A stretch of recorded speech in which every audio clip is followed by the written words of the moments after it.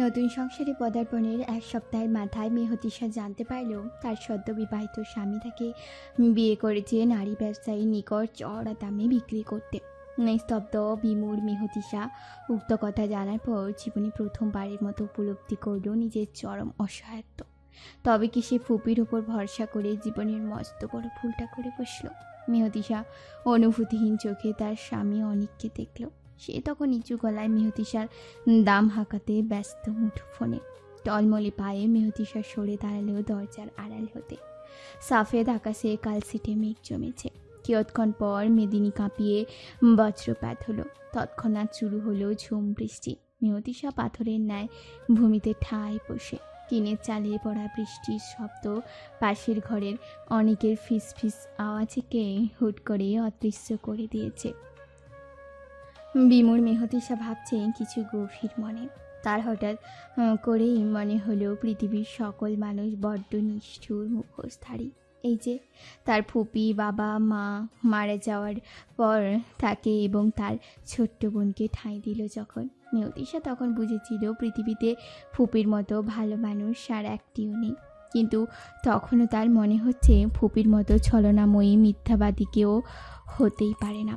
এই যে তাকে মিথ্যে আসার স্বপ্ন দেখিয়ে নিজে প্রায় 2 লাখ টাকা অনেকের থেকে হাতিয়ে তাকে পাঠিয়ে দিল এক নরকে।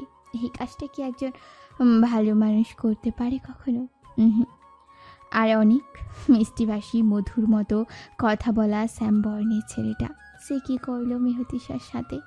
এত বড় ধোঁকা, এতটা নিখুঁত নাটক। মেহতিশার অধর কাঁপছে প্রবল। হৃদস্পন্দন থেমে আসতে চাইছে ক্ষণে ক্ষণে। কয়েকটা মাত্র শব্দ, অথচ এই কয়েকটা শব্দ শ্রবণ করেই তার নিজেকে বদ্ধ উন্মাদের ন্যায় লাগছে।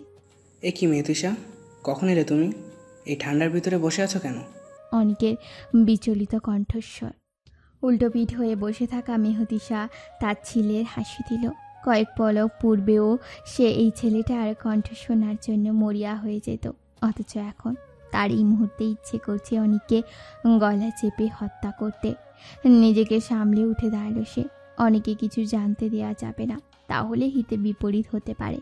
অনেক মানুষ নয়। যদি সে জানতে পারে মেহতিশা তার গোপন কথা জেনে গিয়েছে, তাহলে তার ক্ষতি করতে যে বিন্দুমাত্র সময় অনেক নেবে না। মেহতিশার বিচক্ষণ মস্তিষ্ক তাই বলল। মাত্রই এসছি, মাটিতে বসে বৃষ্টি দেখতে ইচ্ছে হলো তাই বসেছিলাম। অনেক স্বস্তির শ্বাস ফেলল। সে ভয় ছিল। আজ তার ডিলারের সাথে কথা বলার তারিখ ছিল। মেহতিশা বাড়িতে নেই দেখে বাসায় বসেই দরজা চাপিয়ে কথা বলছিল। তবে নির্দিষ্ট সময়ের পূর্বে মেহতিশাকে খেয়ে মনে কিঞ্চিত ভয়ের সৃষ্টি হয়েছিল তার। চিন্তামুক্ত হয়ে ফুরফুরে মেজাজে সে মেহতিশার পাশ ঘেঁষে দাঁড়ালো। দৈবাত গা কাঁটা দিয়ে উঠল মেহতিশার। এই লোকটাকে তার এ লহমায় বিন্দুমাত্র সহ্য হচ্ছে না। অনেক মেহতিশার কোমল হাত চেপে ধরে পড়ল। ও তাই বলো, আমি তো ভাবলাম তোমার শরীর খারাপ করেছে, তাই এত জলদি ফিরলে যে? কাজ শেষ হয়েছে জলদি, তাই তাড়াতাড়ি ফিরে এসেছি। ও ভালো হয়েছে জলদি ফিরেছ, তোমাকে মনে পড়ছিল এই মুহূর্তে বড্ড বেশি। অনেকের এক হাত মেহতিশার সম্পূর্ণ পিঠ জুড়ে অদ্ভুতভাবে বিচরণ করছে, অপর হাত মেহতিশার গ্রীবাদেশে স্থাপিত। মেহতিশা কাঁপল। ঘৃণায় ইচ্ছে করল অনেকের হাতটা ভেঙে ফেলতে এক্ষুনি। আগত ক্রন্দন রুখে নিয়ে মেহতিশা দ্রুত বলে উঠল। অনেক, আমি বরং রান্না করতে যাই। অনেক তখন অন্য দুনিয়ায় ব্যস্ত। মেহতিশার পানে অদ্ভুত দৃষ্টিতে তাকিয়ে চঞ্চল গলায় পড়ল। পরে যেও, এখন না। অনেক ছাড়ো, কাজ আছে আমার। নিজের সাথে লতা পাতার ন্যায় আষ্টে পৃষ্ঠে জড়িয়ে থাকা অনেককে এক প্রকার ধাক্কা দিয়ে দূরে সরিয়ে দিল মেহতিশা। অতঃপর তাকে কোনো কথা বলার সুযোগ না দিয়ে লম্বা পা ফেলে বেরিয়ে এলো রান্নাঘরে। অনেক মেহতিশার এহান কাণ্ডে মাত্রাতিরিক্ত বিরক্ত হয়ে বিশ্রী এক গালি ছুড়ল মেহতিশাকে উদ্দেশ্য করে। ভাঙাচোরা রংচিটা টিন দিয়ে কোনো রকম বাঁধানো রান্নাঘরে ঠাঁই নিল মেহতিশা। তাকে বড্ড অবিন্যস্ত দেখাচ্ছে। কয়েক পলক স্তব্ধ থাকার পর সে কেঁদে উঠল করুণ সুরে। অনেক কিংবা নিজের ফুপির বিশ্বাসঘাতকতা তার কারণে নয়, বরং নিজের ভাগ্যের উপর উপহাস করে। কেটে গেল ঘন্টা 2। বৃষ্টি প্রায় থেমে এসছে। সম্মুখে দৃষ্টিপাত পেলে মেহতিশা বিড়বিড় করে বলে উঠল। পৃথিবী, তুমি বড়ই নিষ্ঠুর। বিকেলবেলা মেহতিশার ছোট বোন মেহজা মাত্রই বাড়ি ফিরেছে। এসেই সে বোনের খোঁজে বেরিয়েছে। মেহতিশা বাড়ি নেই।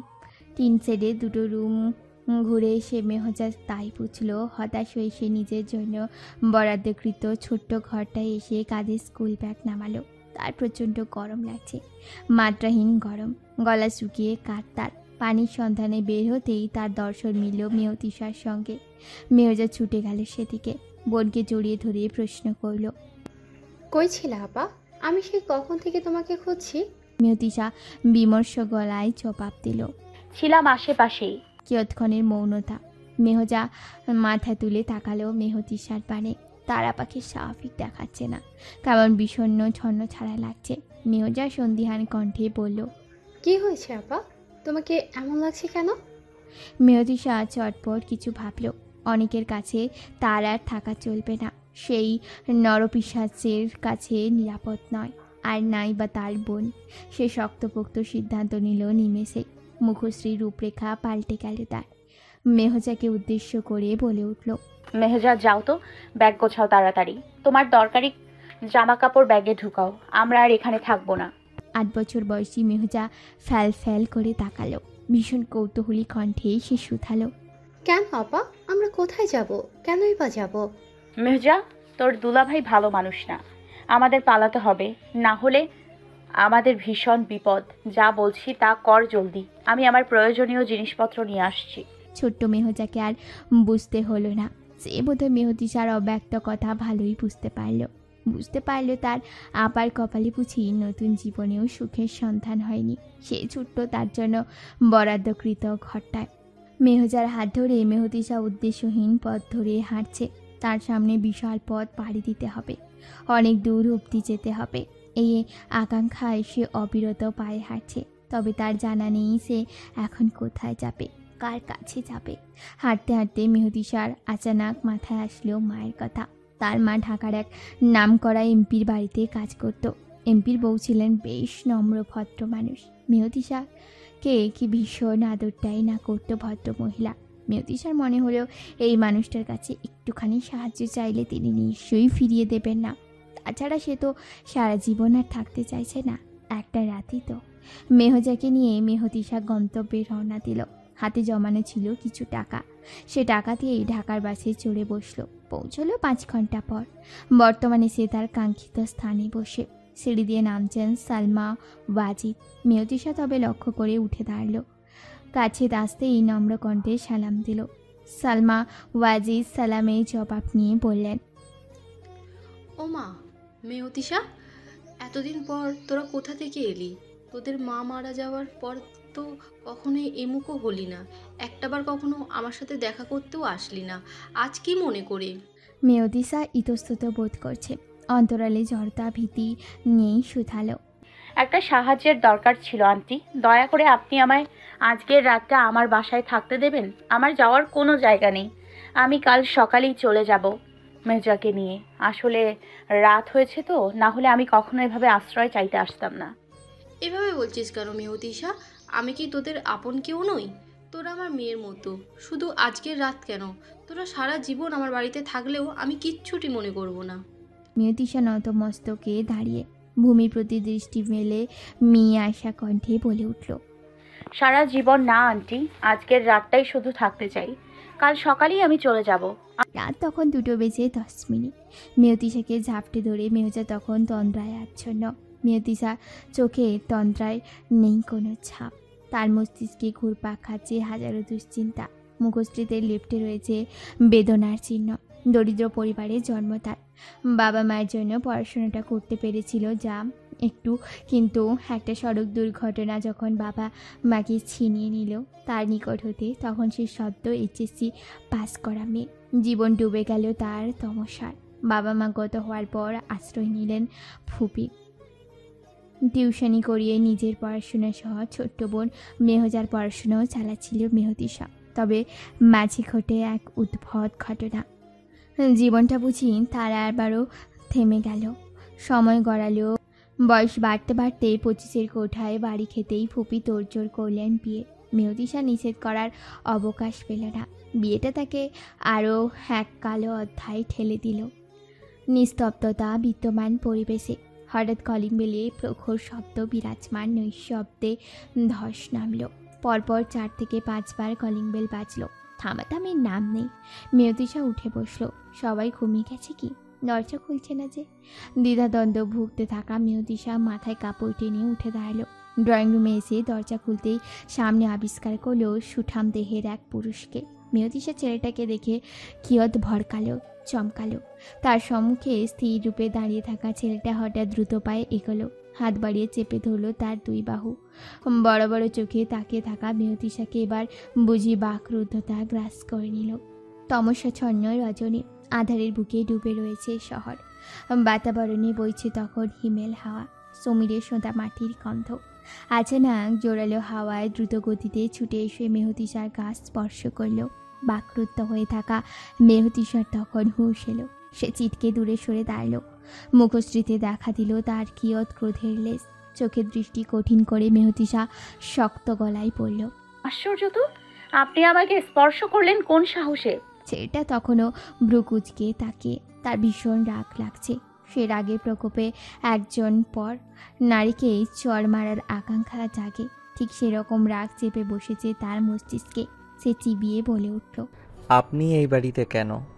আমি অবশ্যই আপনাকে উত্তর দিতে বাধ্য নই। আমার বাবার বাড়িতে দাঁড়িয়ে আমাকেই বলছেন আমাকে উত্তর দিতে বাধ্য নন? স্ট্রেঞ্জ। মেয়তিশা আচমকা স্তব্ধ নয়নে তাকালো। অজানা আশঙ্কা ভয়ে অন্তঃকরণ হিম হয়ে আসতে চাইল তার। কাটকা দৃষ্টিপাত এবার কিছুটা নড়বড়ে হয়ে এলো। এই ছেলেটা সালমা ওয়াজিদের ছেলে। সেটা বোধহয় ধৈর্যহারা হয়ে উঠল।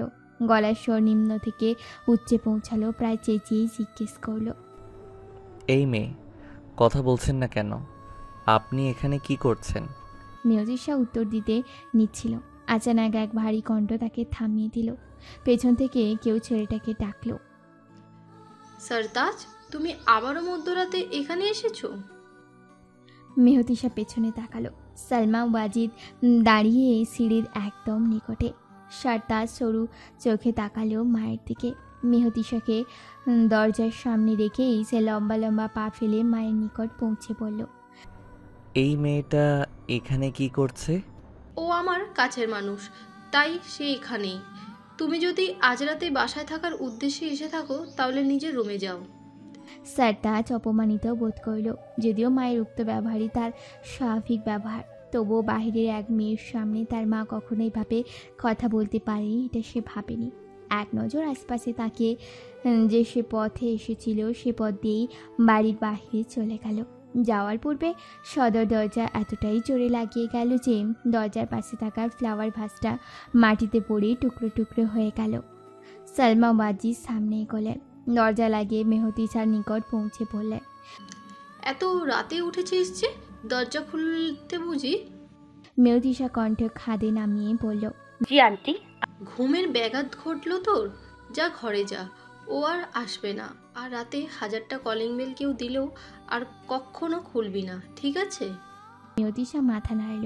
সালমা ওয়াজিদ তার মাথায় হাত বুলিয়ে নিজের ঘরে চললেন। মেহতিশা সেদিকে তাকালো একবার। তার মাত্র ঘটে যাওয়া ঘটনাটা মাথায় ঢুকল না। তবে এতটুকু নিশ্চিত সে সারতাজের সাথে যে পরিবারের তেমন একটা ভালো সম্পর্ক নেই। সারতাজের সাথে মেহতিশার প্রথম সাক্ষাৎ হয়েছিল এক অঝোর শ্রাবণে। সেদিন ভীষণ বৃষ্টি হচ্ছিল। মেহতিশা তখন সবেমাত্র অনার্স প্রথম বর্ষের ছাত্রী। ঝুম শ্রাবণে সেদিন টিউশন করিয়ে দ্রুত পদে বাড়ি ফিরছিল সে। তবে মাঝপথে বৃষ্টির তোর এতটাই বৃদ্ধি পেল যে হাঁটা আর সম্ভব হলো না। যে তৎক্ষণাৎ আশ্রয় নিল এক পার্কের ছাউনিতে।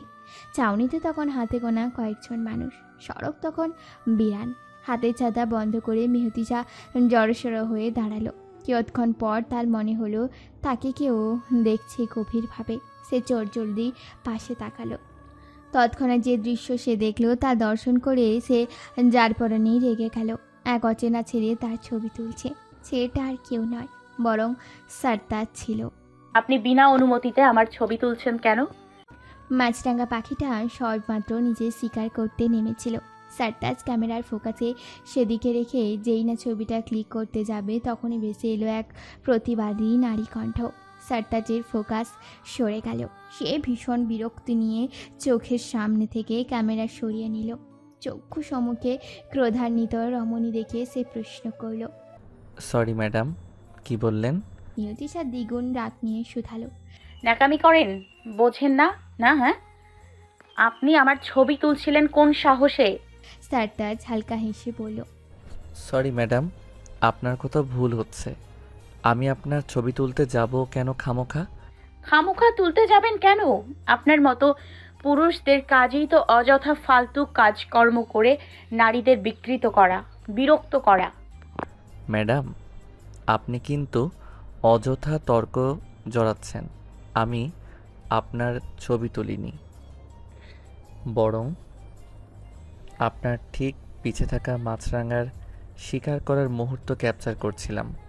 বিশ্বাস না হলে দেখুন। সারতাজ মিয়তিশার সামনে ক্যামেরা ধরল।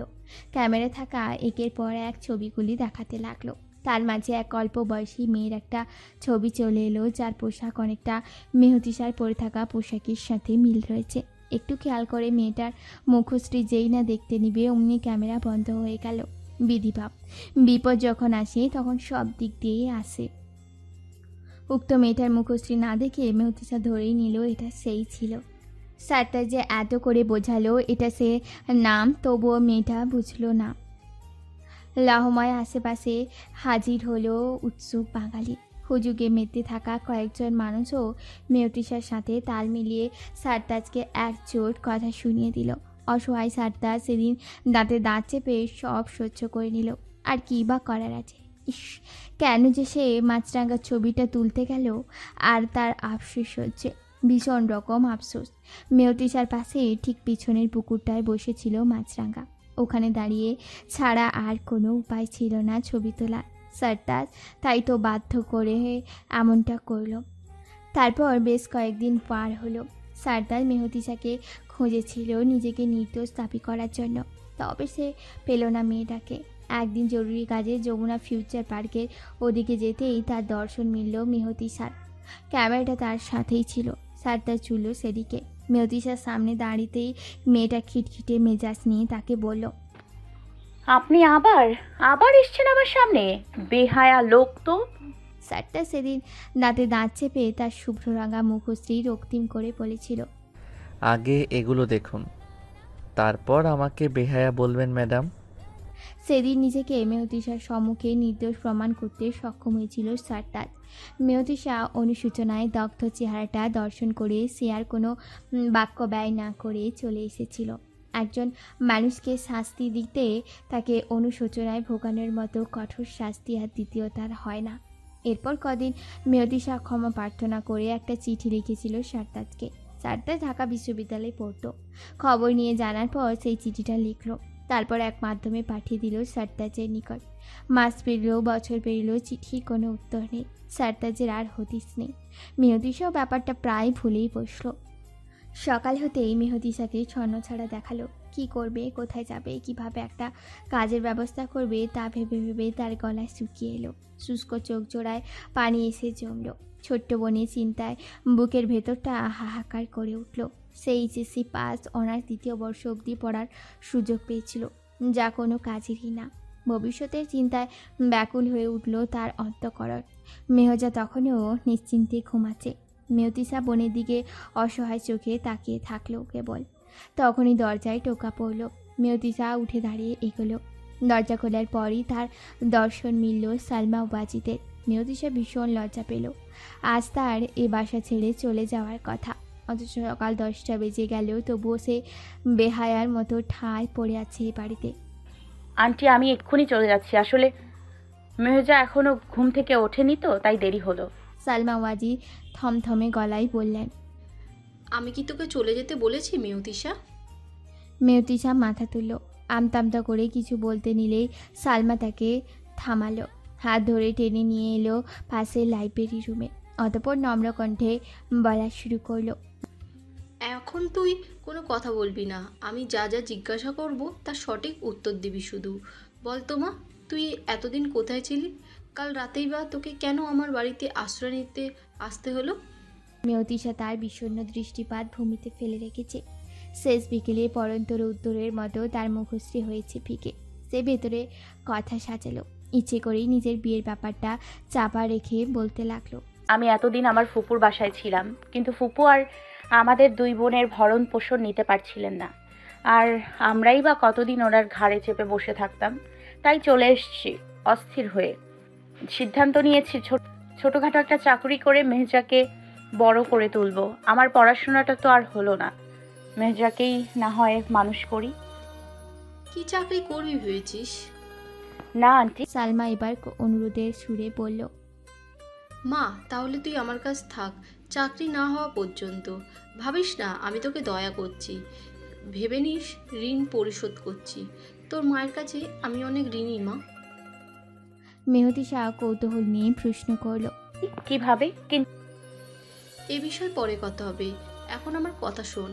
তো আন্টি, আমি এখানে থাকতে চাচ্ছি না। ভাগ্য আমাকে একটা লড়াইয়ের সামনে দাঁড় করিয়েছে। আমি এই লড়াইটা একা হাতেই লড়তে চাই। আমার বিশ্বাস আমি ঠিকই জয়ী হব। আমি এই পরিস্থিতি থেকে নিশ্চয়ই বের হতে পারবো চেষ্টা করলে। বুঝলাম, তোকে এমনি ফ্রি থাকতে দিচ্ছি বলে তুই থাকতে চাইছিস না, তাই তো?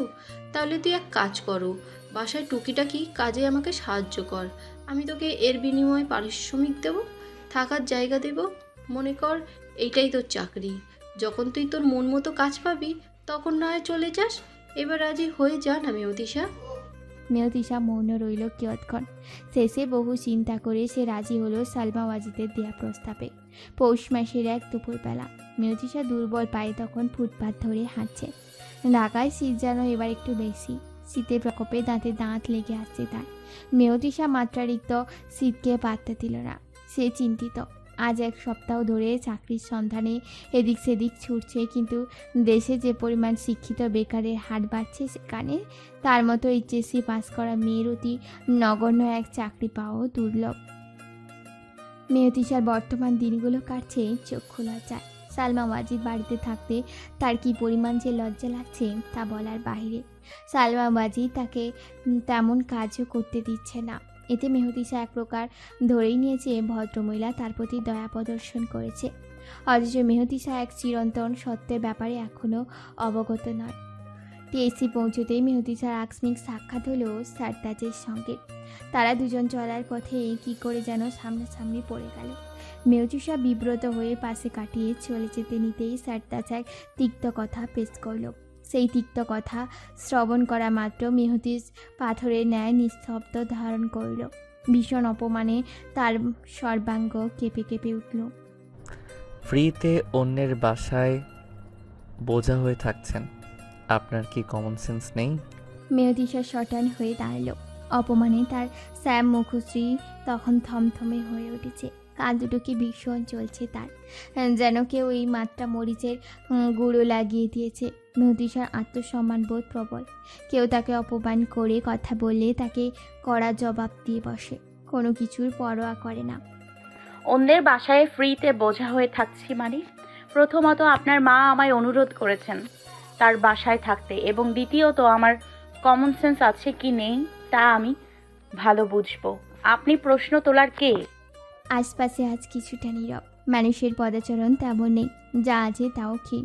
সারতাজ কয়েক কদম এগোলো। মেহতিশা ভ্রু কুঁচকে থাকে। সারতাজ এগিয়ে এসে কণ্ঠের খাত নামিয়ে বলল, জানেন তো, আমার মা ভীষণ দয়াশীল মানুষ। অসহায়, আপনাকে দেখেছে তাই সাহায্য করেছে। তাই বলে আপনি এভাবে এতদিন পড়ে থাকবেন? আমি আপনার বাসায় ফ্রি থাকি না, আপনার আম্মুর হেল্পিং হ্যান্ড হিসেবে রয়েছি। সারতাজ ঠোঁট বাঁকিয়ে তার ছেলের সুরে বলল, ও আচ্ছা, মা বলেছিলেন আমাকে বাসায় মেয়ের দরকার, আপনিই বুঝি সে? আচ্ছা, আই এম সরি। আগে বলবেন না আপনি আমার বাসার মেয়েড হিসেবে আছেন? মেহতিশা স্থির চোখে তাকে। সে স্পষ্টত বুঝতে পারছে সারতাজ তাকে কটাক্ষ করছে, নিচু করতে চাচ্ছে। এটা কি সেই পিছে ফেলে আসা তার অপরাধের প্রতিশোধ হিসেবে করছে? হয়তো তাই। মেহতিশা শীতল কণ্ঠে শুধালো, পিছে ফেলে আসা ভুলের শাস্তি আপনি আমাকে এখন দিচ্ছেন কথার মাধ্যমে, তাই না? আমার সাথে আপনার কোনো শত্রুতা নেই মেহতিশা। আমি শুধু এটাই রিয়েলাইজ করাতে চাচ্ছি আপনাকে, মানুষকে কথার মাধ্যমে আঘাত করলে কতটা গায়ে লাগে। আই হোপ নেক্সট আমার সাথে যে বিহেভটা করলেন তা অন্য কারোর সাথে করার আগে দুবার বিবেচনা করে নেবেন। আপনি যদি আমায় কথার মাধ্যমে ছোট করতে চান তো বলা পৃথিবীর কোনো কাজই তুচ্ছ নয়, সেটা হোক এক সার্ভেন্টের কাজ। আমি কিন্তু এক বাঙালি হিসেবে আপনার পেশাকেও তুচ্ছ করতে পারি। আপনি তো ফটোগ্রাফার, তাই না? বাংলাদেশে 50% মানুষ এই পেশাকে তুচ্ছ তাচ্ছিল্য করে দেখেন। তাদের কাছে এই পেশায় থাকা ব্যক্তিদের অযথা সময় অপচয় করা মনে করেন। তবে আমি আপনার নিকট ক্ষমা প্রার্থী। আপনাকে একটা চিঠিও দিয়েছিলাম ক্ষমা চেয়ে, কিন্তু আপনি লাপাত্তা হয়ে গেলেন। যাই হোক, পুরনো কথা না তুলি। আল্লাহ হাফেজ। শর্তাজকে নিশ্চুপ দেখে মেহতি সার দাঁড়ালো না, সোজা হাঁটা ধরল। কুয়াশার জাল ভেদ করে আশেপাশে তখন রৌদ্রদের আনাগড়া। মিহি তপ্তহীন রৌদ্রের মাঝে শর্তাজ দেখল অন্যরকম এক মেয়ের অবিরত পায়ে হেঁটে চলা। পরক্ষণে ক্ষীণ রাগে সে কপাল কোঁচকাল। মেয়েটা আর 10টা মানুষের মতো তার প্রিয় পেশাটাকে কটাক্ষ করল। বহুদিন পর দেশে ফিরে মেহতিসার সাথে তার দর্শন মেলা পুরোটাই কাকতালীয়। শর্তাজ ভেবেছিল তাহলে চেপে রাখা ক্ষোভ কিছুটা উগলে দেবে, কিন্তু কিসের কি, উল্টে মেয়েটা তাকে আরও কথা শুনিয়ে গেল। যদিও বা ভুল কিছু বলেনি, তার পেশার কোনো মূল্য যে বাংলাদেশে তেমন একটা পায়নি বাহিরের দেশ ছাড়া। মেহতিসা মেহতাজকে পড়াচ্ছে বললে ভুল হবে। সে এক মনে ডুবে আছে ভাবনার সাগরে। মেহজা বোনকে বারংবার আর চোখে দেখছে তো ফের খাতার অঙ্ক কষছে। মেহতিসা ভাবছে অনেকের কথা। এই প্রতারককে সে একদিন কঠিন শাস্তি দেবে, জবাবদিহি চাইবে, উপযুক্ত প্রমাণ জোগাড় করে অনেককে সে জেলে ঢোকাবে। এখন শুধু সময়ের অপেক্ষা মাত্র। পুপির কাছেও জবাবদিহিতা চাইবে মেহতিসা। তার বিন্যস্ত জীবনটাকে অবিনস্ত করার কারণ জানার দরকার। ভাবনার অতলে ডুবে থাকাকালীন মেহতিসার ফোন কেঁপে উঠল। মেসেজ এসেছে। মেহজার পানে দৃষ্টি দিয়ে সে মুঠোফোন হাতে তুলল। কয়েক প্রহরের পৌনতা। আচমকা উচ্ছ্বাসে হতবিহল হয়ে সে তার ছোট্ট বোনকে আঁকলে ধরল। মেহজা হক চকিয়ে প্রশ্ন করল, কি হয়েছে আপা? মেহতিসা কাঁদছে, তার নেত্রদয় দিয়ে পড়ছে তখন আনন্দের অশ্রুকণা। সে কাঁপা কাঁপা কণ্ঠেই বলল, আমার চাকরি হয়ে গেছে মেহজা। আমার এখন থেকে মুক্ত, নিজেদের বাসায় থাকবো। তোর যা খেতে ইচ্ছা হবে তাই কিনে দিব। তুই সেদিন স্কুল থেকে ফেরার সময় একটা জামা দেখিয়েছিলি না, ওইটা কিনে দিব তোকে। সত্যি আপা? সত্যি সোনা, সত্যি। মেহজাকে এই মুহূর্তে ভীষণ আনন্দিত দেখালো। নিজের নতুন জামা কিংবা আকাঙ্ক্ষা পূরণ হওয়ার লোভে নয়, বরং মেহদিসার মুখশ্রীতে উপচে পড়া খুশির লেশ দেখে। মেহদিসার চাকরিটা হয়েছে মূলত সালমার সাহায্যের মাধ্যমে। সালমার মেজ ভাই সেলাইয়ের কাজে পারদর্শী একজন মেয়ের দরকার ছিল তার নতুন ব্যবসার জন্য। মেহদিসা সেলাইয়ের কাজে বেশ পারদর্শী তা সালমা জানতেন। তিনি ভাইয়ের নিকট মেহতিসার নাম ব্যক্ত করাতে তিনি ভেবে দেখবেন বলেন। পরবর্তীতে মেহতিসার হাতের কাজ থেকে বিমুগ্ধ হয়ে তিনি মেহতিসাকে আশ্বাস দেন। আজ 1 সপ্তাহ বাদে মেহতিসাকে তার নতুন খোলা বিশাল দোকানে কাজের জন্য একটা পদ দেন। মেহতিসাকে সেখানে নতুন আসা কর্মচারীদের সেলাইয়ের কাজ শেখাবে। সে নিযুক্ত হচ্ছে একজন ট্রেইনার হিসাবে। মেহতিসা রুম থেকে বের হলো। সালমা ওয়াজিদকে তথ্যটা দেওয়া প্রয়োজন, সে থাকবে না আর এখানে। অস্বস্তি চক্ষু লজ্জায় তো আটকে আসে তার। সালমা ওয়াজিদ ছিলেন ড্রয়িং রুমে, একাকী বসে আপন মনে কিছু ভাবছিলেন। মেহতিসা তার সম্মুখে গিয়ে দাঁড়িয়ে বলল, আন্টি। সালমা ওয়াজিদ চেতন ফিরে মেহতিসের প্রতি দৃষ্টি ছুড়লেন, নম্র কণ্ঠে বললেন, আরে মেয়তিশা, বস বস, কিছু বলবি? মেহতিসা বসল। তার অধর করে মিষ্টি হাসির লেস। সালমার তা দেখে ভালো লাগলো। মেয়েটা কতদিন পর হাসছে। আন্টি, আমার চাকরিটা হয়ে গেছে। সব আপনার জন্য সম্ভব হয়েছে আন্টি। আমি যে আপনার প্রতি কতটা কৃতজ্ঞ ঋণী তা বলে বোঝাতে পারবো না হয়তো। যদি ভবিষ্যতে কখনো সক্ষমতা আসে তবে আমি আপনার ঋণ পরিশোধ করার চেষ্টা করব। বাজে বকবি না মেয়তিশা, এখানে আমার কোনো হাত নেই। আমি তো শুধু তোকে তোর পথ দেখিয়ে দিলাম, বাকিটা নিজের যোগ্যতা দিয়ে অর্জন করেছিস। তবুও আপনি আমায় পথ তো দেখিয়েছেন, এটার জন্য আমি কৃতজ্ঞ। আন্টি, আমি এবার চলে যেতে যাচ্ছি। চাকরিটা হয়ে গেল, এবার মেহজাকে নিয়ে আমি ছোট্ট একটা বাসা ভাড়া করে থাকবো। যাবি যা, আমার কোনো বাধা নেই। তুই এখানে থাকতে অস্বস্তি বোধ করছিস বুঝতে পারছি, কিন্তু মা মাত্রই তো চাকরি পেলি, অন্তপক্ষে প্রথম মাসের বেতনটা পেয়ে নয় তারপর যা। আমি তোকে জোর করে আটকে রাখছি না, তোর ভালোর জন্যই বলছি। মেহদিসা মৌন। বাসা ছাড়ার অস্থিরতার কারণে তার মাথা থেকে বেরিয়ে গিয়েছে যে তার হাত এখন খালি, টাকা পয়সা কিচ্ছুটি নেই। ঢাকায় বাসা ভাড়া নিতে গেলে অগ্রিম টাকা ছাড়া বাসা ভাড়া দেবে না কেউই। কিয়ত লজ্জায় বোধ করল মেহদিসা। সালমা ওয়াজি তার মুখভঙ্গি দেখে কিছুটা আঁচ করতে পারলেন বোধহয়। তিনি কোমল গলায় বললেন, লজ্জা পাস না, বুঝতে পেরেছি তুই কথাটা ভেবে দেখিসনিস প্রথমে। আন্টি, আমি তবে রুমে যাই, মেহজাকে পড়াচ্ছি তো। হ্যাঁ যা। নতমস্তকে উঠে দাঁড়াল মেহদিসা। নিজের জন্য বারাদ্দাকৃত কক্ষে যেতে নিবে তৎক্ষণাৎ প্রখর শব্দ হলো। মেহদিসা ঘাড় ঘুরিয়ে দেখল সদর দরজাতে প্রবেশ করছে তার বিরক্তি সারতাজ এসেছে। কাঁধে তার ব্যাগ, গলায় ঝুলানো রয়েছে তার ভীষণ প্রিয় ক্যামেরাটি। সালমা দাঁড়ালেন ছেলেকে দেখে। সারতাজ মেহদিসাকে পাশ কাটিয়ে মায়ের পাশে সোফায় গাইলিয়ে বসল। ক্লান্তি মাখা কণ্ঠে শুধালো, বাসায় থাকবো কয়েক মাস, মেইডকে আমার রুম ক্লিন করতে বলো। সালমা ভ্রু কুঁচকালেন। সারতাজের কথা ঠিক হজম হলো না তার। যে ছেলেকে একসময় কেটে কেটে শত বুঝিয়েও নিজের কাছে রাখতে পারলে না, আর আজ এত বছর পর নিজ থেকে থাকতে এসেছে। সালমা ব্যাপারটা আর তেমন ঘাঁটালেন না, লম্বা কদম ফেলে চললেন উপরে। মেহদিসা চলে গিয়েছিল বেশ আগে। শূন্য ঘরটায় দৃষ্টিপাত নিক্ষেপ করে সারতাজ দীর্ঘ নিঃশ্বাস ফেলল। সায়াহ্নকাল, অন্তরিক্ষে ক্ষীণ আলোর পরশ এখনো পড়ছে। নাম না জানা এক ঝাঁক পাখির দল শব্দ সৃষ্টি করতে করতে উড়ে যাচ্ছে আপন নিরলয়ে।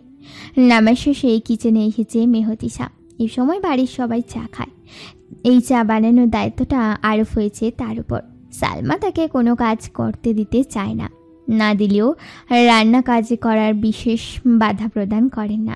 মেহদিসা 2 কাপ চা করলো, এতদিনে 1 কাপ করতো। বাড়িতে তেমন মানুষ নেই। সারতাজের বাবাকে বাসায় আসার পর একবারও দেখেনি মেহদিসা। বাকি রইল সালমা ওয়াজিদের ছোট 2 ছেলে। ওনারা নিজেদের স্ত্রী নিয়ে লন্ডনে সেটেল। সালমা ওয়াজিদের চা দেওয়ার পর মেহদিসা যাচ্ছে সারতাজের রুমে। মুখশ্রীতে তার লাহময় উপচে পড়া বিরক্তির রেশ দেখা দিল। সারতাজের সামনে যেতে তার ইচ্ছে করে না, বিরক্ত লাগে। সারতাজ নামক ব্যক্তিটাই এখন তার নিকট বিরক্তিকর।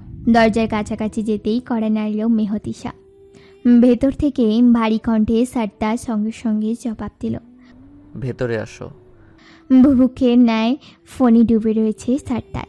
হাতে থাকা চায়ের কাপ টেবিলে রেখে মেহদিসা চলে যেতে উত্তক্ত হতেই পেছন থেকে সারতাজ বলল, চায়ে চিনি কম হয়েছে, চিনি দেওয়া লাগবে আরও। মেহদিসা ঘুরে দাঁড়ালো। এতটুকু সময়ের মধ্যে এই ছেলেটা কখন চা খেলো তা তার বোধগম্য হলো না। সে মৌন থেকে চায়ের কাপ নিয়ে বেরিয়ে এলো। তবে কয়েক প্রহর পার হওয়ার পর সে বুঝলো সারতাজ শুধুমাত্র তাকে বিরক্ত করতে চাইছে। চায় চিনি হয়নি, চিনি বেশি হয়েছে, আবার বানিয়ে আনো বলে কয়ে মেহদিসাকে বিরক্ত করে ফেলেছে সে। চুপচাপ মুখ বুঝে তাই সয়ে নিয়ে মেহদিসা কেবল সারতাজের আদেশ পালন করলো। সে এখন নতুন করে বানানো চা নিয়ে পুনরায় হাজির হয়েছে। দাঁতে দাঁত চেপে রাগ দমন করে হাতের কাপ টেবিলে রাখলো সে। আর চোখে মেহদিসার মুখশ্রী দেখে সারতাজ মনে মনে হাসলো। মেয়েটাকে রাগালে মন্দ লাগে না। পরক্ষণে নিজের ভাবনা হাওয়ায় উড়িয়ে দিয়ে বলে উঠল, খেতে ইচ্ছে করছে না, নিয়ে যান।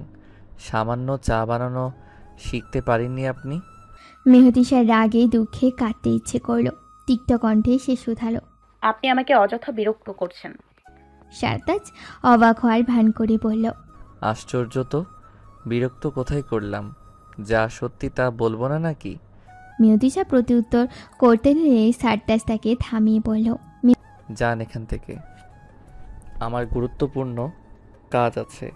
আপনার সাথে কথা বলে সময় নষ্ট করতে চাচ্ছি না। মেহদিসা বেরিয়ে এলো। লম্বা শ্বাস টেনে নিজেকে শান্ত করার চেষ্টা করলো।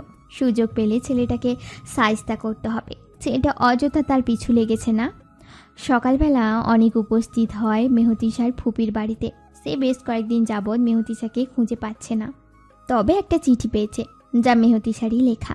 চিঠিটা পড়ার পর হাতের রাগের প্রকোপ বৃষ্টি গালাগাল করেছে মেহদিসাকে। যেই মেয়েকে সে এতটা কষ্ট করে হাসিল করলো সেই কিনা তাকে বোকা বানিয়ে পালিয়ে গেল। অনেক এই পর্যন্ত যত মেয়ে বিক্রি করেছে তার থেকে সবচেয়ে বেশি দাম উঠেছিল মেহতিসার। মেয়েটা শ্যামলা হলেও সৌন্দর্যের অধিকারিণী ছিল। কি নিখুঁত সেই সৌন্দর্য, দেখলে আর চোখ সরাতে ইচ্ছে করে না। মেহতিসাকে অস্ট্রেলিয়ার বিত্তশালী এক লোক কেনার জন্য আগ্রহ প্রকাশ করেছিল। দাম হাঁকিয়েছিল 30 লাখ। অনেক বর্তমানে মেহতিসার ফুপির বাসায় এসেছে মেহতিসার খোঁজে। তবে যখন জানতে পারল মেহতিসা এখানে আসেনি, তখন থেকে সে ভাঙচুর করা শুরু করলো। অনেকের অবস্থা দেখে মেহতিসার ফুপি ফিরোজা কর্কশ গলায় বললেন, এই সামরা থাম, ফাইজলামি পাইছস?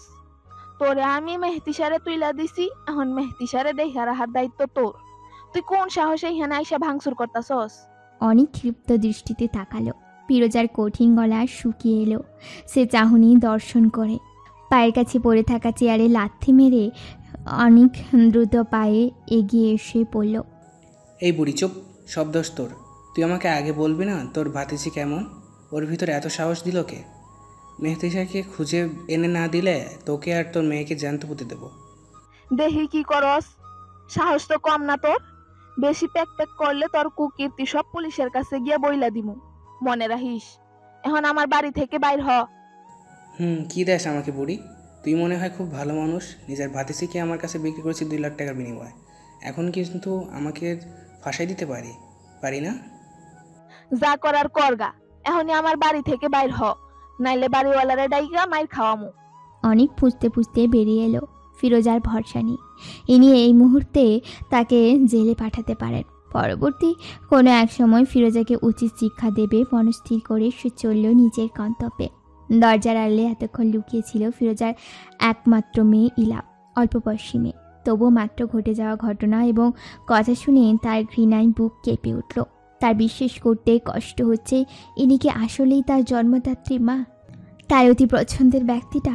ইলা বিস্ময় নিয়ে ঘরে ঢুকলো। ফিরোজা মেয়েকে অসময়ে ফিরতে দেখে কপাল কুঁচকালেন।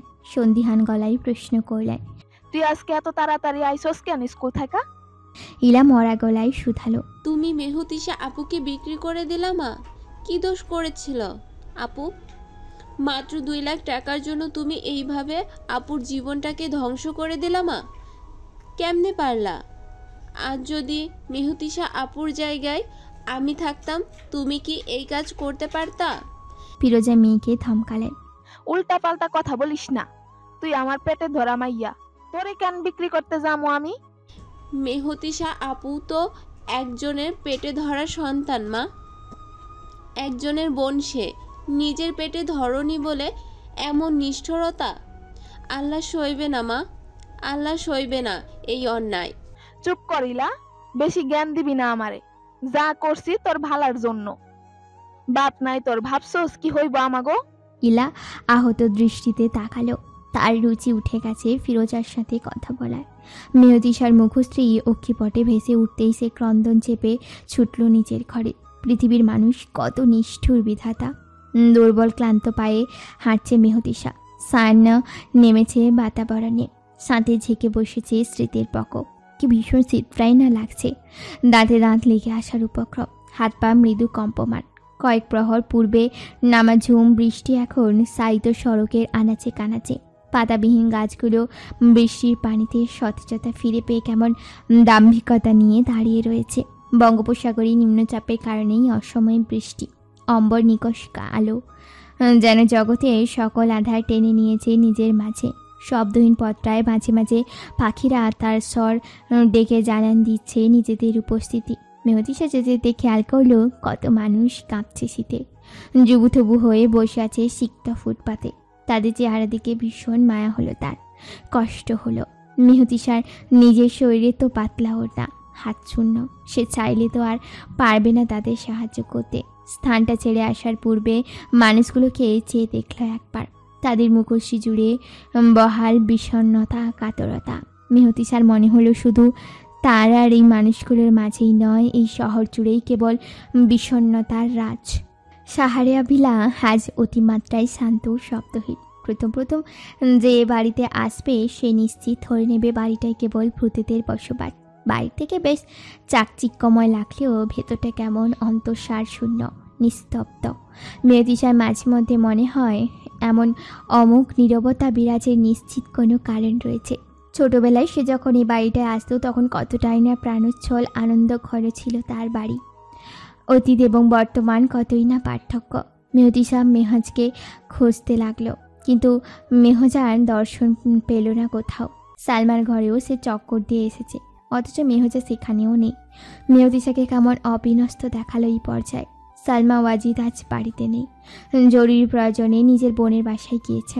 বাড়িতে 3 জন কাজের লোক, দারোয়ান, মেহজা, সে আর সারতাজ উপস্থিত। সারতাজের কথা স্মরণ হতেই মেহতিশা ভাবল, মেহজা ওই ছেলেটার কাছে যায়নি তো। অতপর এক কাজের লোক তার আশঙ্কাকে নিশ্চিত করল, মেহজা সারতাজের কাছে রয়েছে। কিন্তু কেন? মেয়েটাকে সে বারবার বারণ করে গেল ঘর থেকে বের হতে। আপা আপা সারতাজ সিক্ত কাপড়ের টুকরো মেহাজের কপালে দিল। হাতের ঘড়ির দিকে দৃষ্টি পেলে খানিকটা বিরক্ত নিয়ে কপালের চামড়া কুঁচকালো। মেহজার জ্বর এসেছে মাত্রাতিরিক্ত। সে যখন বাড়ি ফিরল কাজ শেষে, তখন সিঁড়ি দিয়ে ওঠার সময় ছোট্ট মেহজার আর্তনাদ তার কর্ণকুহরে এসে বাড়ি খায়। তারপর হতে মেহজা তার ঘরে। ওই ছোট্ট আলো বাতাসীন রুমটায় থাকলে মেয়েটা আরও অসুস্থ হয়ে পড়বে। এই চিন্তায় মেহজাকে সে নিজের রুমে নিয়ে এসছে। অপেক্ষা করছিল মেহতিশার আসার, কিন্তু এতক্ষণ হয়ে গেল মেয়েটার কোনো খবর নেই। বলে কয়ে মেহজাকে নিজ হাতে খাইয়ে ওষুধ খাওয়াতে পারলেও কিছুতেই কান্না বন্ধ করতে পারছে না সারতাজ। মেহজা সেই কখন থেকে হাঁপাপা করে কেঁদেই যাচ্ছে। মেহতিশা হুড়মুড়িয়ে সারতাজের রুমে প্রবেশ করলো। বিহল নয়নে তাকালেও বোনের দিকে। মেহজা তাকে দেখেই ঠোঁট উল্টে এবার শব্দ করে কেঁদে দিয়ে হাত বাড়িয়ে তাকে কাছে ডাকলো। আপা আপা মেহতিশা এগিয়ে গিয়ে জড়তা নিয়ে বসলো বিছানায়। বোনকে আঁকলে নিয়ে সারতাজকে উদ্দেশ্য করে বলল, ওকে এই রুমে আনার প্রয়োজন ছিল না। সারতাজের কোমর গলায় জবাব। ওই আলো বাতাস ছাড়া ঘরটায় থাকলে ও আরও অসুস্থ হয়ে যেত। আমাদের অভ্যাস আছে। সারতাজে ক্লান্ত লাগছে, বড্ড বেশি ক্লান্ত। অলসতা নিয়ে সে উঠে দাঁড়ালো। সাইড টেবিল থেকে নিল নিজের মানি ব্যাগ, মুঠোফোন। রুম থেকে বেরিয়ে যেতে যেতে বলে গেল, আজকের রাতটা এখানেই থাকুন। মেহেজা অসুস্থ মেয়েটাকে টানা হেঁচড়া করার দরকার নেই। আমি পাশের রুমে থাকবো। রাত বাড়ছে তরতর করে, সাথে বাড়ছে মেহতিশার পেটের ক্ষুধা নিবারণে তাড়না তার মাঝে দেখা গেল না। সে অবিরত হাতটা নাড়িয়ে যাচ্ছে মেহজার চুলে। কিয়ৎক্ষণ পর রুমের দরজা খুলে প্রবেশ করলো সারতাজ। হাতে থাকা খাবারের প্লেট টেবিলে রেখে পড়ল, খেয়ে নেবেন, আর কোনো প্রয়োজন হলে আমাকে ডাকবেন। আমি সাবিনা খালাকে এখানে পাঠাচ্ছি, আপনাকে হেল্প করবে। মেহতিশা নাকচ করলো সারতাজের কথা, বলল, দরকার নেই ওনাকে কষ্ট দেওয়ার। দরকার হলে আমি ডেকে নিব। আপনাকে ধন্যবাদ। সারতাজ প্রত্যুত্তর না করে বেরিয়ে গেল। ফিরেও তাকালো না পেছনে। মেহতিশার বড্ড অস্বস্তি হচ্ছে। না জানি সালমা ওয়াজিদ যখন জানতে পারবেন সে রাতে সারতাজের ঘরটাতে ছিল, তখন ঠিক কিভাবে বিষয়টা নেবেন। অস্বস্তি চিন্তায় গাঁট হয়ে বসে রইল মেহতিশা। নির্জন নিশীথ দমকা হাওয়া তোড়ে সারতাজের বিন্যস্ত করে রাখা কাগজগুলো উড়ে গেল লাহময়। সে বিরক্ত নিয়ে উঠে দাঁড়ালো। কাগজগুলো সঠিক স্থানে রাখার পর তার খেয়াল আসলো এ ঘরে সে ল্যাপটপ আনেনি, অথচ একটা গুরুত্ব এখন অপরিসীম। সারতাজ নিজে ঘরটার দিকে পা বাড়ালো। ইচ্ছে করছে না যেতে। ভীষণ প্রয়োজন না হলে সে কখনো ওই রুমে পা রাখত না। এই সময় দরজা হালকা চাপিয়ে রাখা, তার দরজা ঠেলে সরালো। তার দৃষ্টিপাত পড়ল বিছানায়। মেহতিশা ঘুমোচ্ছে। গভীর তন্দ্রায় আচ্ছন্ন দুজনে। সারতাজ কয়েক পল চেয়ে দেখল, পরবর্তীতে রুমে প্রবেশ করার সিদ্ধান্ত বাতিল করে ফিরে চলল। তার এই মুহূর্তে যেতে ইচ্ছে করছে না ঘরটায়। ব্যাপারটা অদ্ভুত দেখায় না? সে নিজেই তো তাদের রুমে থাকতে বলল, এখন তাদের অজান্তে চুপিসারে ঘরে প্রবেশ করা ব্যাপারটা বেশ অস্বস্তিদায়ক।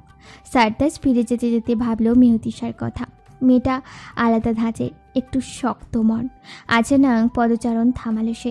আশ্চর্য তো, মেহতিশার কথা সে কেন ভাবছে হুট করে? সারতাজ বিড়বিড় করে নিজেকে সান্ত্বনা দিল, লেট ইট বি। মেয়েটা অন্যরকম, তাই হয়তো তার কথা ভাবছিলাম। সবেমাত্র দুপুর পড়েছে। ধরিত্রীতে আজ বহুদিন পর সূর্যের আগমন। সূর্যরশ্মিতে নেই কোনো উত্তাপ। হলদেটে আলুকিয়ে পড়ে রয়েছে গাছের শুকনো মরা পাতায়। ঝলমলে পরিবেশ দর্শন মাত্র মেহজা খুশিতে লাফিয়ে উঠল। ছোট্ট মেহজার আনন্দময় মুখশ্রী লক্ষ্য করে হাসলেন সালমা। সুস্থ হওয়ার পর এই প্রথম সে মেহজার হাস্যরত মুখশ্রী দেখল। এতদিন এই প্রাণোচ্ছল মেয়েটা কেমন মনমরা নিশ্চুপ ছিল। সালমা কাছে ডাকলো ওকে। মেউজা, শুনে যা তো। মেহজা বাধ্য মেয়ের মতো সালমার কাছে এগোলো, প্রশ্ন করলো। জি আন্টি। তুই যে বললি তোর যখন জ্বর হয়েছিল তখন মেউতিশা তোর কাছে ছিল না, তাহলে তোকে ওষুধ খাইয়ে দিল কে?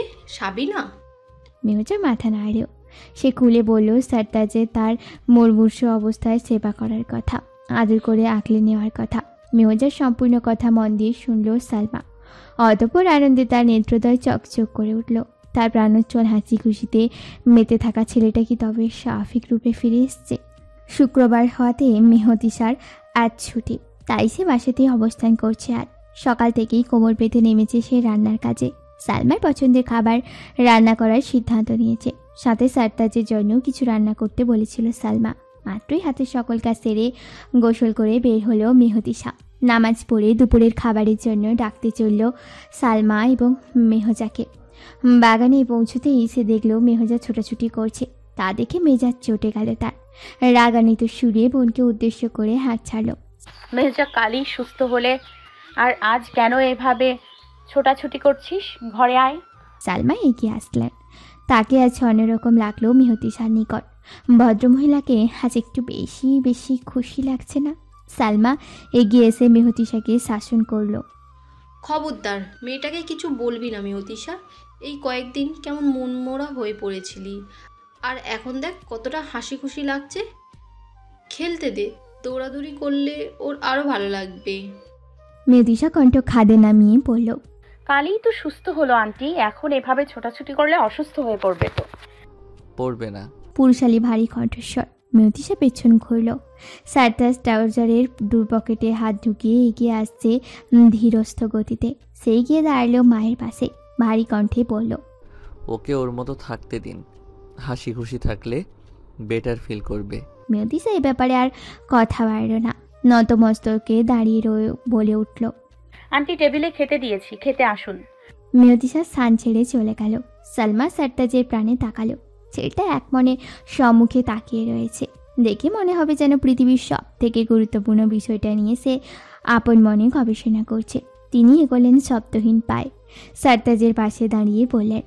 অনেক দিন তো আমার সাথে বসে খাও না, আজ নয় এসো। প্রতি উত্তরে আশায় কয়েক প্রহর সালমা সেখানেই স্থির রইলেন। উত্তর এলো না। দীর্ঘ নিঃশ্বাস পেলে ভিতরে যেতে যেতেই তার কর্ণকুহরে ভেসে এলো বহুল কাঙ্ক্ষিত সেই বার্তাটি। আসছি মেহজাকে নিয়ে। সবাই একসঙ্গেই খেতে বসেছে। সারতাজের পাশে মেহজা। এই অল্প কয়েকদিনের ব্যবধানে তাদের মাঝে বেশ ভালো সখ্যতা গড়ে উঠেছে। সারতাজের বাম পাশে সালমা বসেছে। তিনি এক লোকমা খাবার গলাধকরণ করেছেন, তাও আড়ালে বারংবার নেত্রকোণে জমে থাকা সুখের অশ্রুকণা মুছছেন। ছেলে তার পাশে বসে খাবার খাচ্ছে কতদিন হলো তা জানা নেই সঠিক। আজ বহুদিন পর সারতাজ তার পাশে খেতে বসেছে। এর থেকে আনন্দ তার জীবনে আর কবে এসেছিল? 3 সপ্তাহ পার হওয়ার পর মেহতিসা নিজের কর্মক্ষেত্র এবার পুরোপুরি অভ্যস্ত হয়ে গিয়েছে। আগের মতো তার এখানে আসতে অস্বস্তি বোধ হয় না। নতুন কয়েকজন বান্ধবীও জুটেছে তার, যারা তার মতোই ট্রেনার। তবে ট্রেনার হিসাবে সুনাম মেহতিসারই বেশি। তার হাতের কাজ অতি নিপুণ, সূক্ষ্ম এবং চোখ ধাঁধানোকর। সারতাজের বড় মামা তাকে প্রায়শই অনুপ্রেরণা দেন। তুমি একদিন খুব বড় হবে মা, আমার বিশ্বাস। বড় মামার এইরূপ কথা মেহতিসাকে দারুণ মনোবল যোগায়, আত্মবিশ্বাসী করে তোলে। বড় মামাকে তার ভীষণ পছন্দ। কি দারুণ একজন মানুষ তিনি। ফুটপাতে দাঁড়িয়ে রয়েছে মেহতিসা, তার পাশেই দাঁড়িয়ে আয়েশা, তার কলিগ। মেয়েটা মিষ্টি বেশ, চটপটে হলেও চমৎকার মনের অধিকারী। রিক্সার জন্য দাঁড়িয়ে থাকতে থাকতে বিরক্ত ধরে বসলো মেহতিসাকে। সে বিরক্ত নিয়ে শুধালো। চলো আয়শা, আজ বরং হেঁটে যাই। আয়েশা মন খারাপ করে বলল। চলেন, আজ তো রিক্সা পাচ্ছি না। অন্য সময় হলে তো আপা চলেন করে করে কানের পোকা বের করে ফেলতো। আজ কোথাও উধাও হলো কে জানে।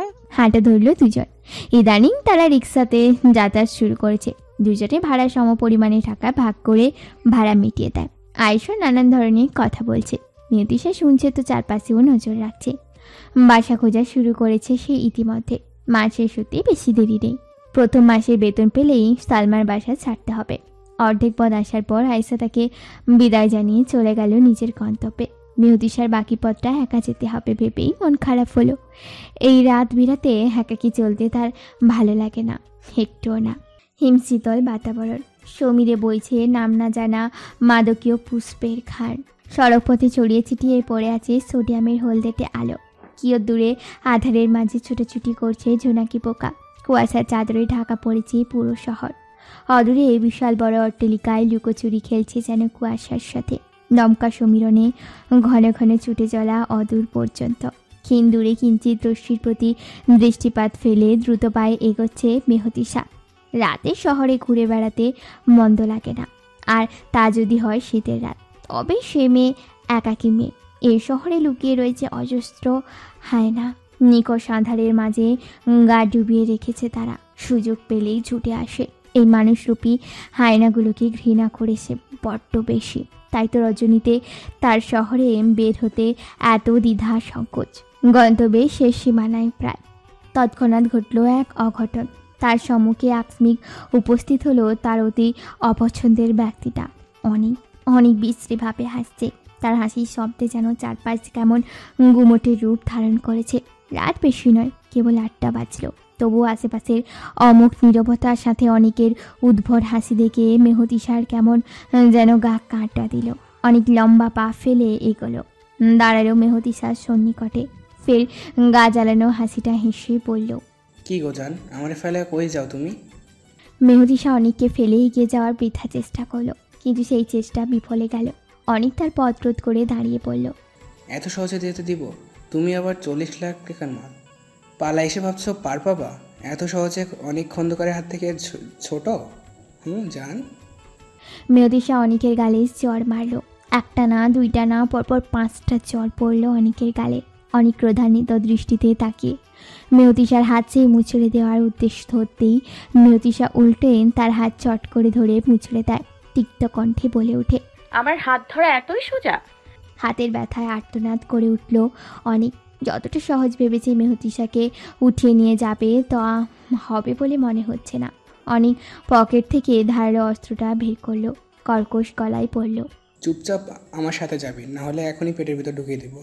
মানুষের হাতের মার না খেতে চাইলে তুই এক্ষুনি আমার চোখের সামনে থেকে দূর হবি শয়তান, না হলে আমি এক্ষুনি চেঁচিয়ে মানুষ ডাকবো। তাই? অনেক তাচ্ছিল্য ভরা কণ্ঠে বলল। অনেকে এগোতে দেখে মেহতিশা এবার তার 2 পায়ের মাঝ বরাবর লাথি মেরে বসল সজোরে। 2 হাঁটু ভেঙে অনেক বসতেই মেহতিশা সড়কে পড়ে থাকা ইঁট তুলে এনে তার মাথায় সজোরে মারল। 2 হাঁটু ভেঙে অনেক ফের নিয়ে এলো লাঠি। অনবরত আঘাত চালালো। মাথা এবং স্পর্শকাতর অঙ্গে ব্যথা পেয়ে অনেক শব্দ অব্দি করতে পারল না। চেয়ে চেয়ে দেখল শুধু মেহতিশার রণমূর্তির রূপ। মেয়েটা এত কঠিন, এত সাহস বুকে। অনেক ভীরু মনে মেহতিশাকে থামাতে বলল। মেয়েটা থামল না। আচানক পেছন থেকে সারতাজ কোথা থেকে যেন দৌড়ে এলো। সে বাড়ি ফিরছিল। রাস্তায় এই দৃশ্য দেখে হতভম্ব। ছুটে গিয়ে মেহতিশাকে থামিয়ে প্রশ্ন করলো, স্টপ মেহতিশা, কি করছেন এসব? ওনাকে এভাবে আঘাত করছেন কেন? মেহতিশা ঘন ঘন শ্বাস টানছে, হাত জোড়া কাঁপছে প্রবল, নেত্রপল্লব কম্পমান। ঘোলাটে চাহনি সম্মুখে ছুড়ে দিয়ে শুধালো, আমাকে থামালেন কেন? কেন থামালেন? ওকে আজ আমি মেরে ফেলবো। স্বামী নামের কলঙ্ক। মিথ্যে কথা বলে বিয়ে করেছে কেবল নারী ব্যবসায়ীদের কাছে বিক্রি করার জন্য। অনেক ছুটে পালিয়েছে। সারতাজ উঠে দাঁড়িয়ে পড়ল। রিল্যাক্স মেহতিশা, এভাবে মেরে কী লাভ? ওনার শাস্তি দিতে হবে। আমাকে খুলে বলুন ব্যাপারটা, হয়তো আপনাকে সাহায্য করতে পারবো। ঘর থেকে বেরিয়ে এসে মেহতিশা বিহল দৃষ্টিতে তাকালো। এ কী করলো সে? বিষয়টা নিতান্তই গোপন রাখতে চাইছিল সারতাজ, সালমা কিংবা অন্য সকল মানুষদের থেকে। কিন্তু আজ কিনা মুখ ফসকে সত্যিটা বলেই দিল। সারতাজকে বেশ ব্যস্ত দেখাচ্ছে। সে তাড়াহুড়ো করেই নিজের প্রয়োজনীয় জিনিসপত্র ব্যাগে রাখছে। এ লাহময় তার মুখশ্রী দেখে মনে হবে যেন রাজ্যের সব ব্যস্ততা তার ঘাড় চেপে বসেছে। ভীষণ ভীষণ ব্যস্ততার মাঝেই তার মুঠোফোনে কল এলো। কিঞ্চিত বিরক্ত নিয়ে কলদাতা ব্যক্তির নাম না দর্শন করেই ফোন রিসিভ করে কানে লাগালো। ওপাশ হতে তৎক্ষণাৎ চাপা গলায় কেউ শোধালো, বাড়ি ফিরেছি শুনলাম, থাকা শুরু করেছে নাকি? কি ব্যাপার ভাই, এত এত সম্পত্তির লোভ বুঝিয়ে এবার মাথা চারা দিয়ে উঠেছে? খুব তো বড় গলায় বলেছিলে বাবার কোনো সম্পত্তি তোমার চাই না। সটান হয়ে দাঁড়ালো সারতাজ। এটা তার ছোট ভাই সারাফের কণ্ঠস্বর, যাকে কোলে পিঠে করে মানুষ করা তার। সারতাজ ধাক্কা সামলে নিল, গলার স্বর খাদে নামিয়ে বলল, কাজে এসেছি, চলে যাচ্ছিলাম। আর তোর ফোন? সত্যি বলছো নাকি মিথ্যা? কিভাবে বুঝবো? ইউজলেস কথাবার্তা।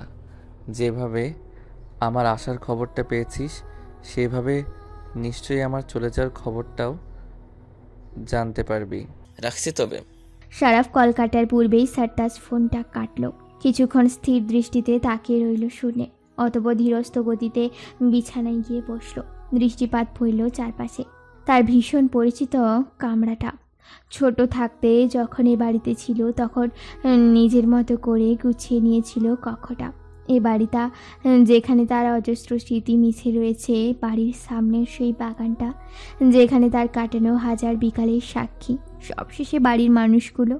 অথচ পৃথিবীর কঠিন সত্যতা দেখো, এসব কিছুই নাকি তার আপন নয়। সে কেবল এই বাড়ি এবং এই মানুষগুলোর নিকট ছিল ক্ষণস্থায়ী মেহমান। সালমার সামনে জড়তা নিয়ে বসে আছে মেহতিশা। অন্তঃকরণে তার ভীতি সংকোচ, নতমস্তকে নিশ্চুপ হয়েছিল সে। সালমার নীরবতা পালন তাকে আরও বেশি অস্বস্তিতে ফেলে দিয়েছে। তার অন্তরালে জমা হয়েছে এক ঝাঁক প্রশ্ন। সালমা কি তবে ভুল বুঝলেন তাকে? কথা কেন বলছেন না? কয়েক প্রহর মৌন রূপেই কেটে গেল। অতঃপর নৈশব্দে ধস নামালো মেহতিশা নিজেই। জড়তা নিয়ে জিজ্ঞেস করল, আন্টি কিছু বলছেন না যে? সালমার থমথমে মুখশ্রী স্বাভাবিক হলো। তিনি 2-3 বার লম্বা শ্বাস ফেললেন, নেত্রপলক ঝাপটালেন ঘন ঘন, শুষ্ক গল দিয়ে সিক্ত করলেন ঢোক গিলে। বলে উঠলেন, তোকে কি আর বলবো, আসলে দোষটা আমারই মেয়তিশা। আমি হয়তো তোর সাথে অতটা ফ্রি হতে পারিনি, তাই তুই সব কথা আমায় খুলে বলতে পারিস নির্দ্বিধায়। প্লিজ আন্টি, নিজেকে দোষারোপ করবেন না। আমি আসলে আপনাকে বলবো ভাবছিলাম, কিন্তু পরে মনে হলো অযথা আপনাকে টেনশন কিংবা কষ্ট দেওয়ার কি দরকার, তাই আর বলিনি। আচ্ছা বুঝলাম, এখন কি করবি? অনেককে তোর শাস্তি দেওয়ার উচিত না মেয়তিশা? ছেলেটা কতটা জঘন্য, না জানি আরও কত মেয়ের জীবন এভাবে ধ্বংস করেছে। তুই যদি এখন চুপ থাকিস তাহলে প্রশ্রয় পাবে, তোকে হয়তো আর জ্বালাবে না ভয়, কিন্তু অন্যকে কিন্তু ছাড় দেবে না। জানি আন্টি, আমি অনেককে কখনো এভাবে সুখে থাকতে দিব না। ও আমার জীবন নষ্ট করেছে, কষ্ট দিয়েছে, মিথ্যা বলেছে। অন্য একটা মেয়ের জীবন নষ্ট করার আগে আমি ওকে আইনের হাতে তুলে দিব। কিছু প্রমাণ জোগাড় করা দরকার। কোনো সাহায্যের প্রয়োজন হলে বলিস। বিরস চেহারা নিয়ে সালমা উপরে চলে গেলেন। দেখে গেলেন অনুশোচনায় ভোগা মেহতিশাকে। চাকরির 1 মাস পূর্ণ হয়েছে আজ মেহতিশা। 10,000 টাকা বেতন ঠিক হয়েছিল তার। পারিশ্রমিক হাতে নিয়ে সে সর্বপ্রথম বাবা মার কথা মনে করল। তার বাবা ছেঁড়া শততালি দেওয়া পাঞ্জাবি পরত। অভাবের সংসারে তাদের, যেখানে খাবার জোগাড় করতেই হিমশিম খেত হতো বাবা মার, যেখানে পোশাক কেনা তো স্বপ্ন কেবল। তবুও মেহতিশার বাবা মা চেষ্টা করতো মেয়েদের ইচ্ছে পূরণ করতে। নিজেরা তালি দেওয়া পোশাক পরলেও মেয়েদের পরাতো ভালো পোশাক। মেহতিশা কেবল ভাবতো তখন যখন সে চাকরি করবে, তখন চাকরির প্রথম মাসিক বেতন দিয়ে বাবাকে পাঞ্জাবি আর মাকে শাড়ি কিনে দেবে। আজ তার হাতে টাকা আছে, কিন্তু বাবা মা পাশে নেই। সালমার জন্য একটা শাল এবং মেহজার জন্য স্বল্প দামে একটা সোয়েটার কিনে বাড়ি ফিরল মেহতিশা। সর্বপ্রথম সে শাল হাতে নিয়ে ছুটল সালমার রূপে। মেহজা সেখানেই ছিল। মেহতিশা দেখা মাত্রই সে ছুটে এসে জড়িয়ে ধরল বোনকে। সালমা হেসে বললেন, মাত্র ফিরলি নাকি? আয় ভেতরে। মেহতিশা মেহজা নিয়ে প্রবেশ করল ভেতরে। জবাব দিল, এক্ষুনি ফিরলাম আন্টি, এটা আপনার জন্য। কি এটা? খুলে দেখুন। সালমা ব্যাগটা হাতে তুলে নিল। ব্যাগের ভেতর থেকে বের করলো লাল রঙের শাল। বাড়ি সুন্দর দেখতে। মুগ্ধ চোখে তাকিয়ে দেখলো কিছুক্ষণ, তবে ক্ষণিক বাদে কড়া কণ্ঠে বলল, বেতন পেয়েই এই আকাম করেছিস তাই না? মেহতিশা হেসে বসলো সালমার পাশে। মিহি কণ্ঠে শুধালো, আকাম না, ভালো কাজ এটা। আগে বলুন তো দেখি আপনার পছন্দ হয়েছে কিনা। তা হয়েছে, তোর পছন্দ খারাপ হয় কখনো? কিন্তু আমার জন্য না এনে মেয়রাজের জন্য কিছু আনলেও পারতিস। এনেছি তোর জন্য। আর নিজের জন্য? মেয়তিশা নিশ্চুপ রইল এবার। আমতামতা করে প্রত্যুত্তর করতে নিলেই তাকে ধমকালেন সালমা। ফাজিল মেয়ে, সারা জীবন অন্যের কথাটাই তুই ভেবে যাবি, নিজের শখ আহ্লাদ বলতে কিচ্ছু নেই। আমার কোনো শখ নেই আন্টি, আমার কাছের মানুষগুলো খুশি হলেই আমি খুশি। বড়দের মতো কথা শিখেছিস? মেয়তিশা শব্দ করে হাসল। সালমা মুগ্ধ দৃষ্টিতে পরখ করলেন সেই হাসি। মেয়েটা হাসছে, অথচ হাসির আড়ালে মাটি চাপা দিয়েছে নিজের তিক্ত অতীত কষ্ট। সালমা কয়েক পল চুপ রইলেন, তারপর হুট করে মনে পড়ে যাওয়ার মতো ভঙ্গি করে বললেন,